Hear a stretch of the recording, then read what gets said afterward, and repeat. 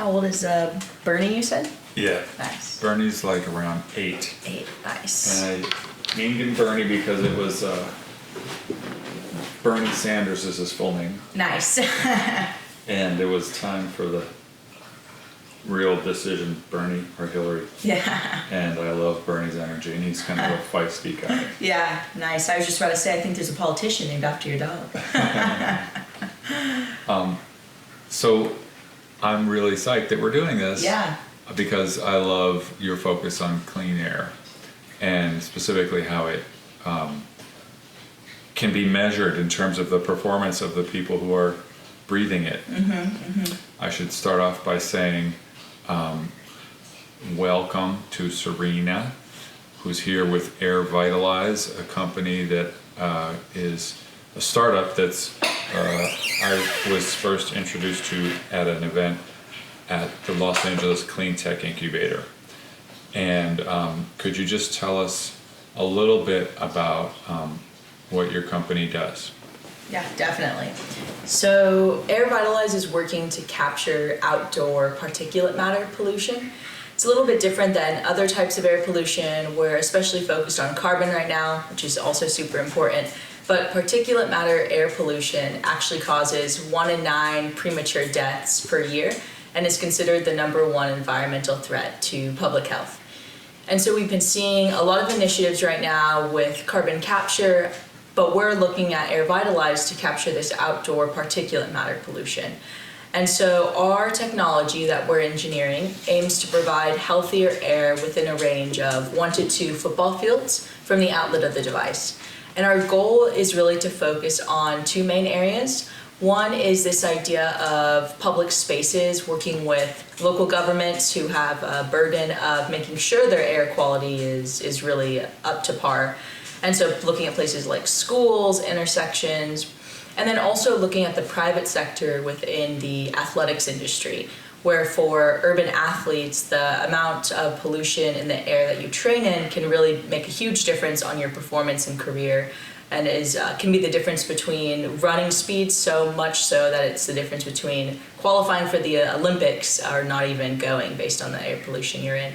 And so it's this really multifaceted issue. 99% of the global population breathes unhealthy air, and we're the first American company looking at making a device like this for both the environmental and public health impact. Awesome. I recently was looking at a commercial space and found out that there was a contamination from a lawn dry cleaners.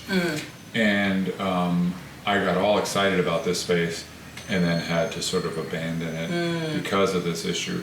Outside of the space, there's a bus stop. Yeah. And I was wondering whether bus stops might be another place that you guys could implement your technology. Yeah, definitely. Right now we're looking to make a device that's a plug and play, goes into a standard outlet, or it can be ran off of solar down here in Los Angeles. But in the future, we actually really want to look toward integrating this into public infrastructure. So maybe something like a bench at a bus stop, or even a shade overhang, something on a school playground that integrates it into something people can play on, children can play on. Awesome. And so that's definitely part of the long-term vision. We see this as a staple, almost the same as bus stops in an urban space. Awesome. I'm curious about how it's going with the El Centro del Pueblo here in Echo Park in Los Angeles. El Centro del Pueblo, I should mention, is a long-standing community organization that serves after school. It serves people who have to do community service, and they draw kids, mostly kids from the local schools and people from the Echo Park area, and they have a pretty great facility in the back of their nonprofit on Sunset Boulevard, and in that facility they have playgrounds, athletic fields, and probably around 2 football fields space, and I've heard that you all are possibly going to be piloting your program. Yeah, so actually the Los Angeles Clean Tech Incubator has helped us support financially a opportunity to pilot in the community. So thank you so much for actually facilitating that intro with El Centro del Pueblo. They're a wonderful organization, serve around 4,000 families a year with at-risk youth, and it's really exciting space. And so we were just touring that site a couple weeks ago in order to see where our device can be placed. We have about a 4 foot by 5 foot by 5 foot device. And so relatively compact compared to what some of our competitors are doing, but still taking up a chunk of space there. And so looking at where we can best install it, and then we're also integrating solar power so that way it can be entirely off-grid. Wow. Our plan right now is we're actually going to be installing air quality monitors in the space to get a bit of control variables, also looking at historic data of what's there. And then we're planning to install our device and run it for 4 to 6 weeks in that space and really have it be our first main case study about the technology. Also get feedback. We're making a platform where partners, clean air partners, and also customers can view the air quality change and how it's being improved. And so we're start getting feedback from the people at El Centro del Pueblo on our site, what else they want to see. So kind of a combination of both seeing how our tech is performing in this environment and then really getting the community feedback on what else they want to see, what they would like to see differently, and aspects like that. I want to just take a second and see if the mic picks up the air, the leaf blowers outside. If I were ever going to run for office, I would be a single issue candidate, and it would be, let's ban leaf blowers. Yeah.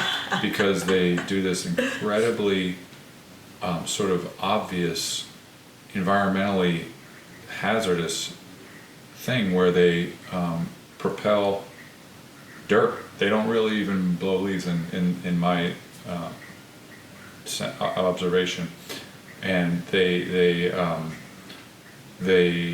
just take that particulate from a private residence and blow it out into the street. Mm-hmm. And I'm working with some other folks on other neighborhood councils to request that the city council do something other than what they're now doing, which is they are working on enforcing who gets penalized for this crazy practice, mm-hmm. Transferring the enforcement from the landscaper to the property owner. Mm-hmm. So it's a really interesting example of how government can get lost in this shift from focusing on gas-powered leaf blowers to electric blowers, when the real issue is, should we be blowing not just the leaves that are on the ground, but obviously the exponentially more particulate matter along with the leaves out into the public space. And I'm just curious about whether some of the technology that you have, which is monitoring leaf blowing, especially around elementary schools, mm-hmm. and bus stops and outdoor dining, could be something that I could learn about and start to create a way to collect data around that, because it seems like it would overwhelm any data collection to see the cloud of. Anyway, I've got my I love clean air button on, as well as my Swim with Mike, which is a USC program. What do you use to collect data about clean air, particulate? Yeah, so you bring up a really interesting point with, in general, all the forms where air pollution can come from. So you have not even just blowing up the dirt, but also the majority of those are using diesel. And so kind of you've pointed out, there is a move from some people to take current, gasoline powered leaf blowers and put them electric. Right. And so that would get rid of one side of this pollution question. Right. But like you're bringing up with the dirt, there's so many other aspects of air pollution that we won't be able to mitigate from things like electric cars or clean energy, which are also very important. We're very interested in all types of things that help the air quality.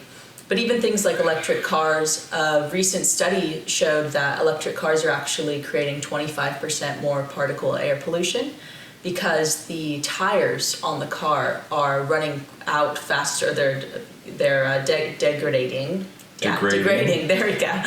Because of the weight of the batteries. Exactly. So it's such a multifaceted issue with construction that even with these switches, we'll be able to reduce, hopefully, our level of particulate produced, but then there will always be other sources, which is why something like capture in public spaces is so important. But kind of going back to your question, so how we monitor, we've been looking into it quite a bit for different ranges. We thought about making our own monitoring system, but that's basically its own product in itself, and so decided to look at certified off-the-shelf parts. And so we've been doing an analysis of about 10 different outdoor air quality monitors. And these range in price from the lower end $250 purple air monitors that are very popular. I have one on my house. Oh, awesome. Yeah, those are great. They do a really awesome public science project with those where you can view them all. And then we also have Temtop handheld air quality monitors. And so that's an interesting one. You can just go outside, stand behind someone with the leaf blower, and see the difference next to them versus on a stationary one. And then we're looking at some more expensive ones that range between $1,500 to even further than that in pricing in order to do calibration with these different models. And then also we operate here in Los Angeles and up in Fairbanks, Alaska, which is the third most polluted city for short-term particle pollution. Why is that? So in Fairbanks, it gets -50, -40 degrees Fahrenheit in the winters. Okay. So people are burning wood to stay warm. And similar to Los Angeles, there's this thing that happens in atmospheric science called a temperature inversion. And so that's when the cold air is settling, the warm air is settling under cold air. I'm fascinated with this stuff because I remember hearing about how Los Angeles had this, in the olden days, this reputation for stagnant air, essentially, because the fires that people would burn wouldn't disappear. The smoke would linger. Yes, wouldn't clear. And so the temperature inversion, you called it? Yes, okay. Exactly. So that's when the warm air traps the. Yes, so it's almost layering. So this happens in the majority of the most polluted cities in the United States, where they're surrounded by mountains. You have the same thing, Denver, Salt Lake City, Los Angeles, Fairbanks. Seattle. Yes, yeah, all of those. And so because of that, the air does become stagnant. And when that's happening, the temperatures change and you're getting layers of warm air, cold air, warm air, cold air. That's holding the pollution there. So actually during the most polluted times in an urban environment, outside of when there's wildfires, is during these temperature inversions where the air is practically still. Wow, I remember hearing that, and like the name of Los Angeles in some indigenous languages was the area where the smoke doesn't move. Or oh, interesting. Yeah. We live right here I live right here in Echo Park, and we're right where the bowl kind of like starts having hills that, and then the mountains in the background creates that effect. One thing that I think, and I'm trying to sort of slowly develop a strategy with the city council and this motion that they have around this air quality and the leaf blowers, is measuring the air quality at different heights, because I'm now experiencing at my wheelchair height level what I feel like is a significant difference, especially after like leaf blowing and trash days, from what it would be for someone who's an adult, standing at 5.5, 6 feet up.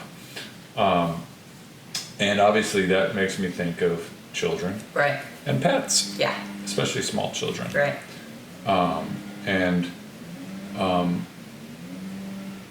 The leaf blowing is one thing.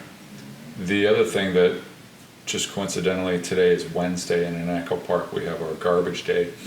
The garbage trucks in LA have these bins which are picked up by a truck and dumped, and then the bins are flung back, and all it creates this sort of vacuum where the lid of the garbage bin sort of like pulls out all of these whatever remains undumped, usually the finest of the trash that's in the bin, and then the bins are sitting in the street open all day as the wind blows and sort of sucks out.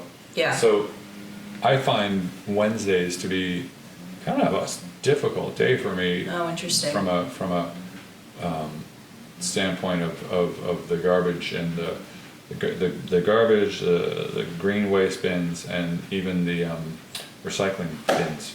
So it's both frustrating, but also a little bit inspiring, because it feels like it's a low-hanging fruit type of challenge that could be solved. I mean, we're using this kind of crude technology, which would be not an impossible thing for someone who's an engineer to try to figure out a solution to. Right. There's so many of these smaller ones, and that puts in my mind, I don't know if you've been following the recent Supreme Court case of the overturning of the Chevron doctrine. Please tell me, because I've been hearing a lot about it. I've been paying all this attention to the political goings on in the Supreme Court, other Supreme Court rulings, but that's one I was actually trying to find a time to catch up on. Yeah, of course. So it happened at a really busy time in the Supreme Court, same day as giving cities the ability to criminalize homelessness and seeing what a president can be charged for. So there's some other big topics, but I'll do my best to explain Chevron doctrine, not a lawyer,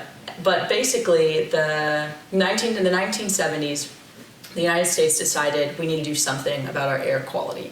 At the time, my family's from Palmdale, about 60 miles northeast of LA, and my dad grew up there. And he said at the time he would sometimes be able to see this brown cloud of smoke approaching over the hills from Los Angeles because of how bad the air quality was. And so this put a burden on counties, who still hold the burden, to monitor their air quality and to reduce it. And so at this time, the catalytic converter got introduced. And that was a huge change, largely why we have improved our air quality so much since then. And then there's been a few revisions in the 90s and the early 2000s that has also helped lower the amount of air pollution. And then recently, that's been very successful, very steep downward curve on particulate matter pollution. But in the past, I believe it's 5 of the last 6 years now, 4 or 5, depending on 2023, the particulate air pollution has actually increased. And that's for a variety of reasons. But one of the things is with laws, of course, they're very slow to change once you have an actual law. And so the Chevron doctrine was essentially saying that especially with the EPA, but with other agencies as well, when there's something unclear about a law, you default to the agency to figure out how to clarify it. The agency being? The EPA, amongst others, right? But the EPA is the main area that this was typically enforced in and around the Clean Air Act. And so now that's been overturned, essentially saying that if something's unclear, you'll have to pass another law. Oh my God. Which would take quite a bit of time to do for the EPA at that federal level, and then once again communicate it down, not just to the state, but down to the county level, or in Alaska, the borough level, as it's called. And so because of that, it's going to potentially create a way to overturn a lot of the smaller aspects of the Clean Air Act that were introduced. And so some of those low-hanging fruits that you're mentioning, like putting the burden on the homeowners for the leaf blowers and, blowing dust, also using diesel, things like that, that in the past could have been something implemented in the Clean Air Act, the EPA level, if there's some type of stand-in for it. But now that there isn't, that's something that would potentially have to be written into law, and then could continually be pressed upon if the city says, we're enforcing this based on the Clean Air Act, saying we need to do this. And then one of the leaf blower lobbyists, I imagine that's a thing, goes and says, okay, well, that's not actually written into the Clean Air Act in great detail, then they can sue at the different levels. And either at the end, it's written into law, or it gets thrown out as something that can be passed. Whoa, that's as someone who's just learning more and more about just how slow it is. That seems like a terrible development. Yeah. Slow it is for laws to get passed, and the way in which Congress is become way worse at working together to pass anything at all. Right. It just seems like a staggering setback. Yeah. It definitely changes the game quite a bit for clean tech companies of many, many different types. For us at Airvitalize, when we're working on particle capture, it really becomes more important of a time than ever for us to get our technology out there. Because if we can, kind of ride this upwind of need that's going on, well, there's an opportunity to really help, within these new laws, still have that incentive to improve the air quality. From the private sector. Exactly. And so that's going to be something really important for new types of technology. When we're looking at something like tires, I'm sure there's someone out there working on better tires. I've been wondering about that. I hope so. Definitely something I'm interested in learning more if there is folks working on it. But if the car companies aren't enforced to improve their tires for electric vehicles, or the legislation doesn't see that as an issue for right now, and in 5 years they see it, and then it takes another few years to pass, companies that are looking to improve air quality based on that, they need to really focus on having a financial value proposition in order to improve air, which is something in the past you can kind of default to government. Your value proposition is if you don't lower the amount of particle air pollution in your region, the government could lose tens of millions of dollars in federal funding for highways. Right. And we're actually facing that up in Fairbanks this year. They've put our plan on pause, our funding on pause, because the air quality has not improved, and in fact it's been getting worse the past few years.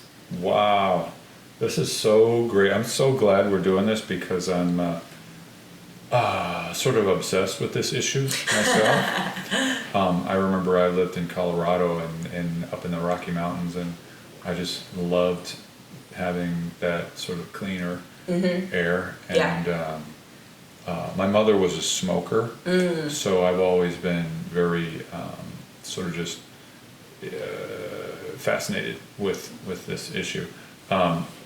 Speaking of tires, so I use this wheelchair called the iBot, which is pretty cool tech. I think I remember showing you. Yeah, it's awesome. And I just had to buy 4 new tires, and it almost broke the bank for me. Yeah, right. There's probably sort of a hidden cost with electric vehicles with tire replacement. Of course. Yeah. Of course. And another thing that's important for people to not forget to include in their calculations about whether they drive or not, right. And whether they try to transition to a smaller vehicle. Yeah. Here in Echo Park, I'm working with the neighborhood council to try and encourage the development along Sunset Boulevard to not necessarily include as many parking spaces.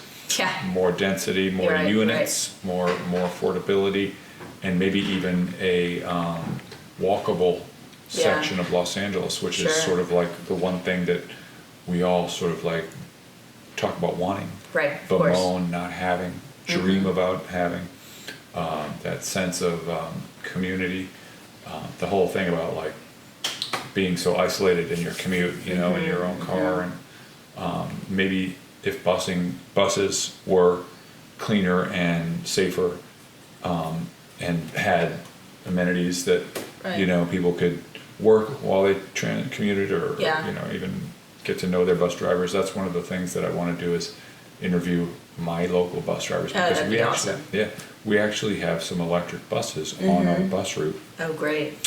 And we have a little elementary school here that, because it's sort of an arts magnet, parents from all over the city are really trying to get their kids into. Right, right. One of the things that happens is in the mornings, the neighbors are inconvenienced by parents during drop-off and pickup, Right. sort of parking in front of their driveways and Yeah. creating gridlock. And there's this thing called, it's the weird name, Kiss and Ride. It's this program where parents can find a designated spot for their kids to wait for the bus, and then take the bus together up to their little elementary school. Great.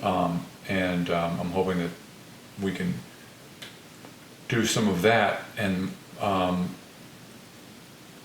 I guess I was curious about your experience in LA. Your dad grew up in Palmdale. So where did you grow up? Also in Palmdale. Oh, okay. Yeah, yeah. And then our project, Airvitalize, actually started through a year-long course at the University of Southern California. You know, did you go to USC? Yes, I did. Okay, cool. And Yeah. were you involved in athletics? No, I okay. wasn't. I actually was working in entirely different fields throughout college.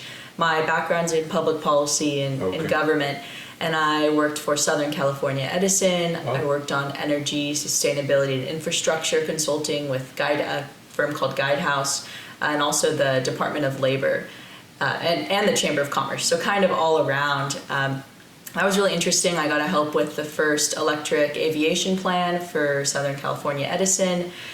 Made the first trade policy recommendations for California and Los Angeles to focus on developing green technology and prioritizing that as a form of international trade. That was sent to the federal level of global trade in the United States. But I realized that across all of these different industries, there really wasn't the technology to be prepared for the things that we want to do.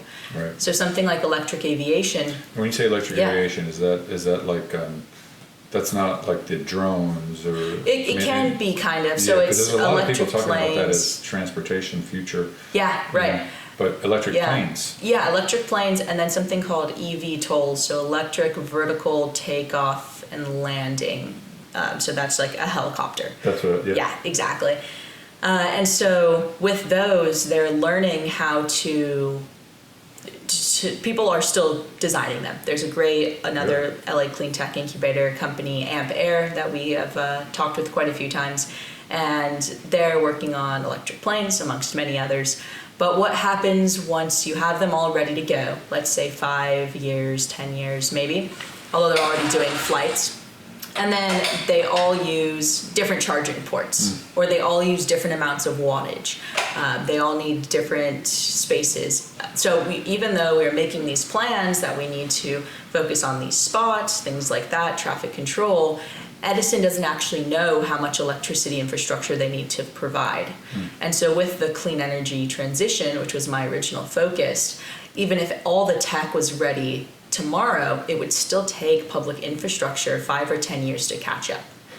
And so I realized in these roles, even from just very basic entry-level positions, that we needed new technology to reach policy goals and to reach our climate goals, sustainable development goals. And so my last year of university, I'd taken a gap year, and then when I came back, I decided to convince an engineering capstone course to let me in for the year. I did that with a vehicle entry system for wheelchairs. Sorry, go ahead. Yeah. So it was a great course. Basically, it focuses on designing with communities instead of for communities. Yeah. There's actually a PBS documentary called Lives Not Grades about it. That's excellent. It started in a refugee camp, a Greek refugee camp for Syrian refugees. And they took the students out there. My year's focused in Alaska, which is the backstory for how I got up there. Okay. But they took the students out there, and you just walk up to people on the street and say, what is your biggest problem you're facing? And then really you build relationships for the first semester founded on empathy about people's problems that you might not experience. And then the second semester, you start designing a solution. So we did that in Alaska. We were really focusing on electricity costs, which is incredibly high. My small 2-bedroom apartment had an energy bill of $350 in the winter. A month? Yeah, a month. Yeah, so brutal. My rent in comparison is $1,400 for the entire place, backyard. So, very, very high cost there. But then as a symptom of that, people burn wood. Yeah. And so we've had people tell us that they've been able to put 2 kids through college with their savings from burning wood. They've been able to... So as a way to avoid that 350 Yes. range, they're burning wood that they're... how are they getting the wood? Cutting it down, harvesting it there in Fairbanks. And part of harvesting wood, it's... for planning, for fire planning, if it's done in a certain sustainable way that they prioritize, it's not necessarily a threat to deforestation. It can help with fires. But for the particulate released, even if you're burning really clean, dry wood, you have to dry your wood for 1 to 2 years, it's still releasing a lot of particulates. Okay. And not everyone burns very dry wood. Right. We even had one mother tell us that the difference between burning wood can be the difference between feeding her family or not. And then on the other hand, we have heard stories of children collapsing outside of their school because the air is so polluted you can't breathe. And you can literally taste the pollution up there. I can taste the pollution when my neighbors blow their leaf blower. I can I've videotaped these clouds floating over. I mean, it's just it's one of these things that's just so frustrating that in some ways people pull out of mitigating or fixing the problem because the anger that it stirs up in me, and even the sort of like way it makes your breathing shallow and your thinking less clear. And it's a funny one, the burning of the wood, we will fire, but we also have some folks who do it, and there's this funny thing even with leaf blowers when it's, do you call it in? Do you tell on your neighbor? Do you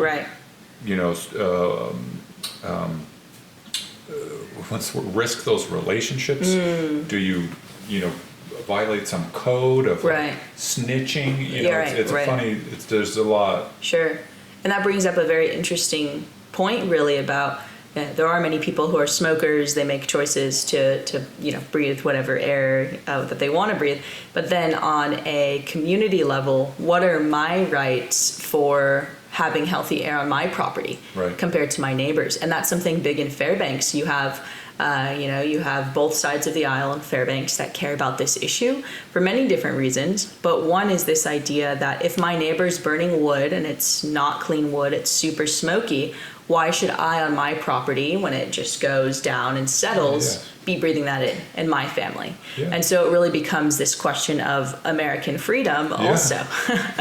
No, I mean, this is like I said, I mean, this is the kind of thing that I feel like would be interesting as a single issue candidacy to get people to talk about the idea of freedom and really and enforcement. Because so many of these rules and laws that we pass may or may not be enforced. Right. This is great. I'm so excited that we're talking about these things because these are things that I often stew about in my own mind, Right. And it's an interesting approach. I want to ask you, were there more about that I wanted to let you, because there's just tons of stuff that I'm curious about. So did you grow up in Palmdale and then go straight from there to USC? Yep, so went there out of high school to USC. I was actually given a full tuition merit scholarship there, which was great. And then after this class concluded, I had built so many relationships that I decided to keep working on the project full time. And so I moved back in with my parents to afford that. We are entirely funded on small grants right now. And then ended up in April of 2022. 2022? I think so. I guess that must have been 2023, winning, 2023. All right, there we go. Winning the Arctic Innovation Competition in Fairbanks. Wow. And so that gave us about $17,000 and made this decision to essentially move up there because we can meet with governments super easily. Senator Murkowski, the Alaska senator, came by our booth at a festival where we were showing our technology just because we called her and asked her to. And so we're able to form really close relationships there that we can't form in Los Angeles. I know Adam Schiff if you need to. Oh, okay, great, noted. He might end up being, probably seems like he will be a senator. Oh, great. Which is exciting. Yeah. This is so funny because I've been meeting folks and just learning about how networks and relationships are important. Yeah. But, so you met with and moved up to Alaska, and you've been working closely with the community. Yep. And so we're planning on we're working right now to winterize our tech for negative 40 degrees up there, hoping to do a first pilot and then get a contract with the government to install these at schools and other public places during the year of 2025, 2026 budget period. One of the things that your tech does demonstrably is improve athletic performance. I've thought that as a neighbor of Dodger Stadium, there's an interesting story about the history of that, but the value of that franchise and of sports franchises all over the world, sort of incredible in terms of their rise. And I'm imagining that part of, or I think I remember you saying that part of the goal is to aim towards the Olympics in 2028 in Los Angeles. Yes. Yeah.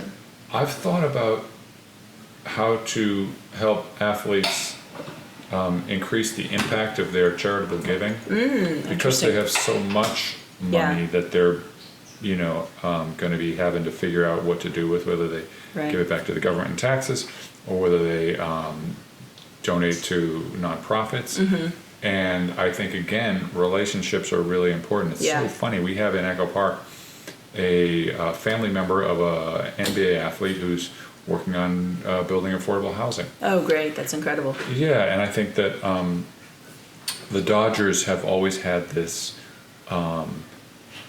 tradition of being really involved in their local neighborhood. And I've friends who grew up getting access to their players who would give them, coaching and let them come by the ballpark and whatnot. But I've always thought about how transportation and the empowerment movement that's going on in specifically the NBA could lead to interesting changes in the way that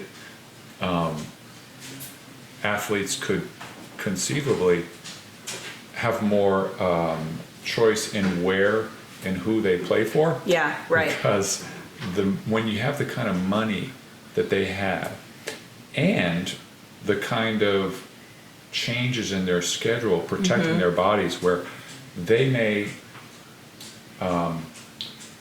want to play for their hometown team. Right. Like when you say Palmdale, it makes me think of Paul George, who grew up in Palmdale and played for the Clippers. Yep. Now he's playing for another team, but there are people who want to live in Los Angeles, even if they play for another team. Right. With the travel schedules that they have, and the amount of money that they have, and the fact that they're no longer having to necessarily practice as much because to preserve their bodies, they do much more film work, and their schedules really are, flying all over the country for all their games.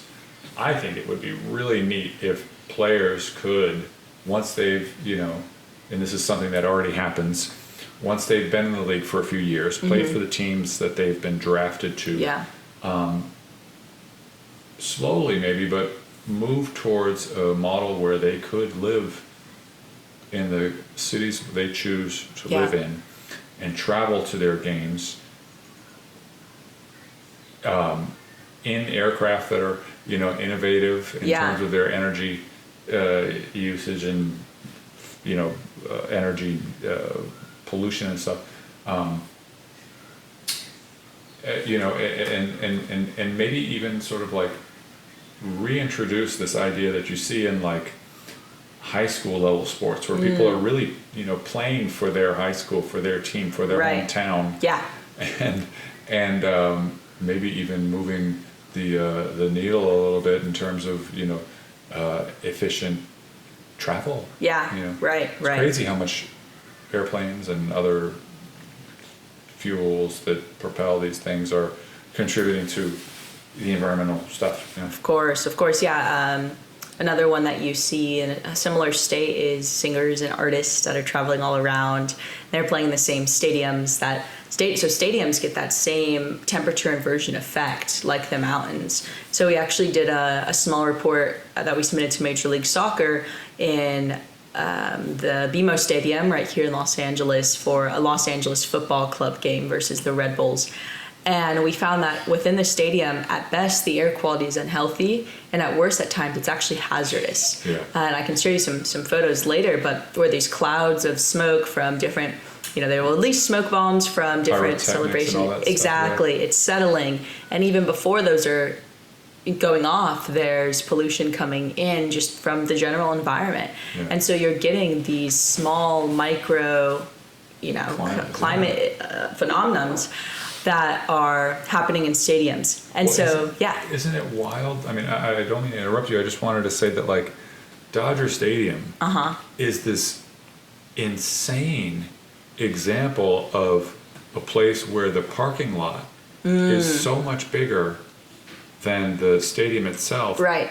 Because of the time when it was built. And it's really weird. I come from Boston. There's no parking around Fenway Stadium. Right. You take the train or the bus or you walk. Right. You don't drive to the game. Right. And all of the businesses right around Fenway Park are just, booming. Yep. Here in Dodger Stadium, we've got the stadium very close to Sunset Boulevard. Yep. But very few people from the stadium or the games support that economy. Right. And so we're in the middle of this very interesting time where there's this proposed gondola, which is going to serve the stadium, but we also have this legislation around the folks whose homes were taken to build Dodger Stadium. But I can only imagine, with the size of the parking lot of Dodger Stadium, that there's that phenomenon happening. Yeah, right, yeah. And I believe that they could potentially be partners because they want to use the crazy thing is the parking lot is owned by different people than the stadium. Oh, interesting. Because the family that owned this team, when they were sort of forced to sell, it's an interesting thing that's sort of a lot of controversy because the people who are going to be living near where the gondola's supposed to pass over are opposed. The technology is one type of tram, gondola, whatever you call it, maybe not the most efficient, even though they're claiming that it is one of these kind of green transportation things. Yeah, interesting. To connect, and my fascination with it is that it goes from Union Station to Dodger Stadium. Right. Now, we've put a ton of money into building rail. Yeah. A lot of that rail is not being used enough. Yeah. And part of that probably has to do with that threshold people are just, not crossing because it's not an event that they, choose to go to. Whereas if it was a Dodgers game and a gondola, maybe they would try the public transit and find out that they could, actually make the switch to using the public transit for their commute. Right. And we do see that with like the LAFC games. The Expo line is packed during those games. Same with USC games and Expo Park going on there. And that is a huge priority that people I've been speaking to from LA 28 who's planning the Olympics. they aren't allowing any parking, they told me, at any stadium. Oh, wow. And it'll be entirely public transportation. They'll have bus systems that can drop you off, things like that. Los Angeles is very proud in the '84 Olympics for having been, the one that is that profited off of the Olympics. And so now they're looking to still profit, but also show Los Angeles as this city of the future. Yeah. And so hopefully, that when we do build things like a gondola, innovative things that can attract new people to public transit, we'll also be adding in some type of cost benefit analysis there. If you're only using it to go to the Dodgers game, maybe there's a bit more funding you can get just from ticket sales that can help subsidize other losses within the transportation community. And so, that type of innovation is so exciting to have, and will also help the air quality, most definitely. And then hopefully we can get some of our devices in some of these stadiums, so that way the athletes can really perform at their best level. I've always wondered about that, because I've wondered whether the environment inside of a stadium, especially an enclosed stadium, but I guess even an open stadium, could be just a lot worse than when you sort of practice on your practice field or in the and it's an issue that's it really affects the players and their performance. But the fans too. Right, of course. And that's something we found. There's very little research on this. Even the articles I've referenced of it, those all came out 2022, 2023. So many athletes don't even know that playing in these cities is hurting their overall performance. And longevity. Exactly, and how long they can play for. Exactly.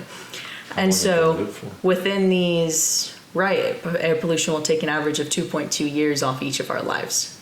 And so that is exacerbated when you breathe it in more heavily, like during exercise. But in the '84 Olympics, there was actually an athlete, a runner from the UK, who had the Olympics before set world records. But then in the Los Angeles Olympics, I believe came in 6th for running. And he had an asthma attack and blames it on the air pollution in Los Angeles. And so while things have greatly improved since then, with the coming of the Olympics, that is something front of mind for people that are planning it, because we need to show that we are the city of the future, but we can't necessarily do what Hong Kong did during their Olympics, where they had everybody stop driving on certain days, shut down factories, things like that. So that's not the American way, but the American way is innovation and finding new technologies that can fill these needs continually, which I think is super exciting. It is, and I really admired Eric Garcetti, who set up the Los Angeles Clean Tech Incubator and did these kinds of like world conferences around this stuff. And I just hope that Mayor Bass takes his lead and continues to push LA to be at the forefront of the green energy transition. Yeah, I definitely think we're seeing that. There's a focus on homelessness that is, revamped, but also the intersection of clean energy and homelessness. But such a big one. I mean, people don't realize how. I mean, it seems maybe silly and not silly, but it's important to remember that, like, when you see a trash can that's just been, overturned and rummaged through. Right. Oftentimes that's someone who's in the middle of a mental illness episode, and it happens a lot. Yeah, definitely. And a lot of folks in those situations are going through materials in a way that people don't think about, like the clothes. It's just almost like things they don't get reused. They just sort of wear them out and throw them away. And seniors, people with disabilities, I find myself sort of sometimes struck by how in my own life as a person with a spinal cord injury, I have a different ability to recycle and reuse and conserve. Seniors also sometimes end up going through these resource intensive things with, like, cleaning and bathing and all this kind of stuff. Right, sure. But homelessness and how it affects our environment is something that would be great to get more public awareness of, because it's one of the things that just depresses the economy when Right, of course. community business districts become really environmentally hazardous. Yes, definitely, You know, definitely. they just did a thing where they're going to close down the section of Wilshire Boulevard at MacArthur Park. And I was recently over in MacArthur Park, and it's close to whether or not it can be salvaged. I mean, it's so hazardous, dirty, and dangerous that I think I'm glad that they're going to try and focus on it, and I expect that it has to do with trying to save this precious resource before it's too far gone. Right, definitely. MacArthur Park is a really neat little beautiful historic area, and if you were to go down there now, it's tough to watch. Yeah, definitely. Here in Echo Park, we have a park that's on the the opening shot of every news section, and it was close to being sort of damaged beyond repair. But in LA, you're working with any other sort of athletic teams or Yeah, so stadiums? We're starting new conversations with some folks. We spoke with the Los Angeles Football Club a bit. Right now we're starting some initial conversations with Chapman University about how we might be able to get involved from an academics and athletics point of view, and really starting to do some of that discovery of how interacting with athletics works. And so it's been really exciting. We're still pursuing some government avenues, especially and nonprofits, getting our first case studies out there, such as with El Centro del Pueblo. And that's been great, and we've had great support from both the Los Angeles Clean Tech Incubator and the LARDA Institute. Yeah, the people there are absolutely wonderful. I would say LARDA and Lacey, the Clean Tech Incubator, are the two environmental technology powerhouses of Los Angeles. LARDA also does some stuff with health technology as well. And so they are a smaller organization, also has funding from the county and the city and other organizations. And they have a group for clean tech startups, and essentially there's a 9-month program with them. They also provide pilot funding if your company is further along, or project. Some people aren't incorporated or anything yet. And so for folks interested in working with either of those organizations, I definitely recommend it. They have a wonderful focus on intersectionality, and not only how can we bring clean tech to market, but how can we do this in an equitable way, both with working in communities that are often overlooked, and then also in every other aspect of what we do. So Lacey's interested in knowing how we're looking to see if our supply chain is sustainable. They have a workforce development program for people who have been historically disadvantaged and underrepresented in different innovation sectors. And that's an awesome program. We hired an intern through there for social media who is absolutely wonderful.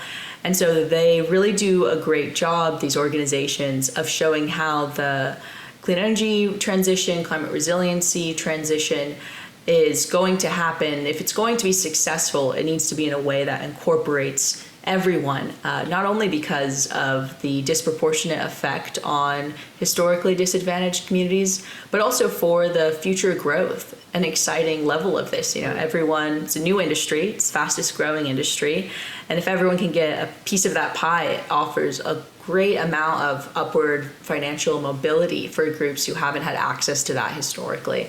So two great organizations. If anyone's interested in starting a clean tech organization, definitely people to know in this great city. Yeah, Los Angeles Clean Tech Incubator has two programs. Is it the Innovators? Yes. And the Incubator? Yep, exactly. Yeah, we're part of the incubator. Okay. And they also have a Founders Business Association for folks that are already sort of small businesses. Less tech, I think. Yep. Yeah. I think there's probably a little bit of it would make sense to do a little bit of like explanation of the Los Angeles Clean Tech Incubator is a startup accelerator that is part of the Los Angeles Department of Water and Power, Yes, they're on the same campus, and I think Okay. sponsored by them. Okay. And they are in downtown Los Angeles, and they have these programs to help startups. And what are some of the other areas that the different startups work in? There's Yeah. batteries, there's solar, there's... Yep, I think they have three main ones. So there's clean energy, and then transportation, Right. and then circular economy. I believe are the three. I'm a big circular economy fan. I'm trying Yeah. to get... Echo Park actually has an interesting thing happening right now where there's like several vintage and used clothing stores opening.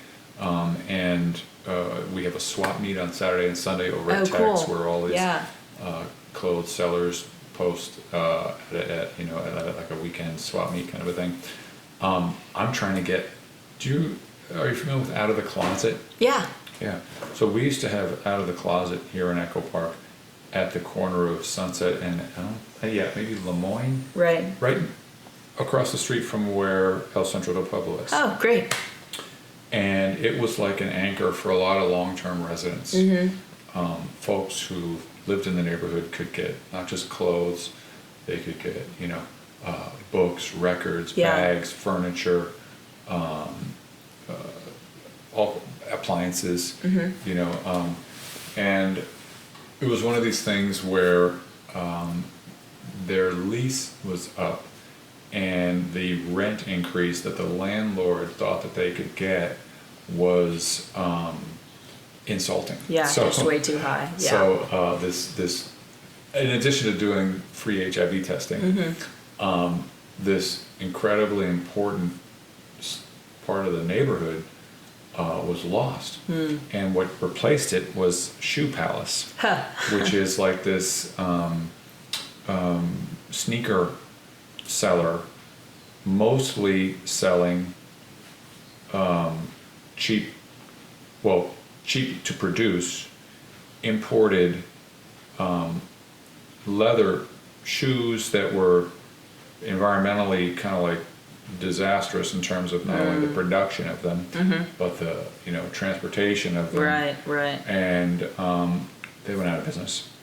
And it would be just an incredible victory on a bunch of levels to get the Out of the Closet to come back, because what you have there is people being able to recycle their stuff. Right. People being able to afford maybe to stay in the neighborhood. Right. And all of the like uprooting and the costs that go along with people having to move, and it's just a sort of like a holistic part of the neighborhood that's Right. a major loss, and we'll see whether we can get them to come back. But I think it'd be neat to ask El Centro del Pueblo whether some of the folks who go there miss the Out of the Closet. Are there studies that demonstrate how the quality of the air that the people who are doing sports affects their performance?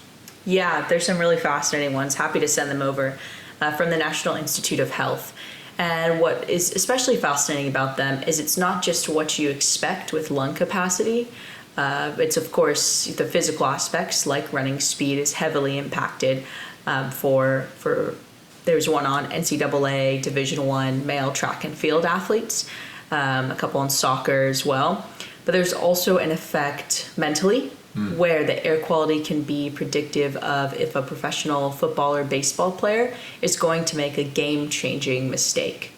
And so that's something that's super fascinating, just starting to be introduced into literature and getting more of a focus on.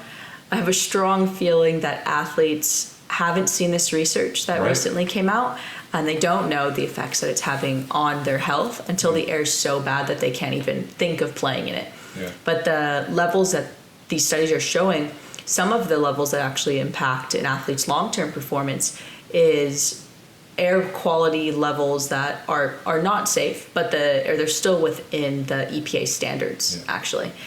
So it's definitely something to I think that will continue to rise on their radars. This makes me think about how so often athletes' role in our culture is sort of a missed opportunity, because when it comes to things like travel, like we was mentioning earlier, it would be neat if athletes could sort of be a part of the transition to a cleaner form of air travel or whatever it is. But also the things like Shoe Palace. We have these athletes whose incredibly large contracts are exceeded by the endorsements they get from companies that do manufacturing in places where there's no regulation, in places where there's very little environmental standards, in places where the work conditions are terrible, and I don't think that they're even aware of what they're supporting, and especially when it comes to the issue of like pretty much quasi-slavery. Right. I would hope that soon, some of those issues could be brought up, and it's a funny one because nobody wants to lose money from their endorsements. Right. But I think there is some public pressure that could be brought to bear to get people to at least be able to, answer about those things. Because I wonder if any of that, sports apparel could be brought back to the United States. Yeah. And whether they could be, a lobbying force, if they could be sort of pressured to become a lobbying force. Right. I think a lot of them, like you mentioned, especially I guess the sport that I follow the most closely is basketball. And you talked about how environmental problems affect disadvantaged communities disproportionately. Yeah. A lot of these folks come from disadvantaged communities. You have a couple patents. Yeah, pending. So that's always a funny one to me, because regulation and how intimidating that can be makes me wonder whether folks who have ideas, smart folks, but feel like they're not a lawyer, they don't know any lawyers. Right, sure. I mean, in my world, as a person who uses a wheelchair, I see, and as a person who didn't used to use a wheelchair, how the experience of assistive technology and design, there's so many unmet needs, so many kind of obvious things that could be major quality of life improvements don't happen because the population is so small and feel so sort of like dependent on health insurance to get the equipment that I need. Yeah. Sometimes you see folks who were never involved in designing or innovation or inventions become inventors once they find themselves with a health condition that they need. How is the experience of trying to patent something? Yeah. So the patent process can be super expensive, very pricey, very confusing. But there's actually a resource from the United States Patent and Trademark Office where college campuses across the country have free patent clinics. And so you can just go on their website, USPTO, and you can see where these locations are. They're regional. There's a place that everyone in the United States should be able to access it, and they can help you file initial patents. So that's a super exciting one. A second incredible funding opportunity for new technologies are called SBIR or STTR grants, and those are from every federal agency, EPA, also National Institute of Health, National Science Foundation, Department of Transportation, and they'll offer funding for people to create new technologies. And that can be in partnership with another university as well if you need assistance on the technical side. And so there are some great resources out there and free resources to help people get off the ground with it. As someone who comes from a non-technical background but is pursuing a very technical invention here, it is, really does take a village. You need not only your network for business services and meeting new people, but also people who can support you on a technical basis, on a legal basis, and all of those accounting, all of those aspects. But it really starts small and going after an idea and really just starting and making something that's new and sticking with one thing that's ideally a low-hanging fruit, but just very narrow in scope, and really chasing it until you make it happen, and keeping people involved, communities involved, customers and potential customers involved throughout the entire process. Awesome. Well, I'm really glad that we did this. This is just chock full of really awesome information, and I want to follow how things go at El Centro del Pueblo. Yes, definitely. Yeah, and we have a monthly newsletter as well. I know that you are on it, but if people want to subscribe, they can do that on our website, www.Airvitalize.tech, and follow up with what we're doing, both here in Los Angeles and up in Fairbanks. Awesome. Thank you so much. Yeah. Thank you for having me. This has been really fun. I can talk about air quality and everything else all day for sure. Me too.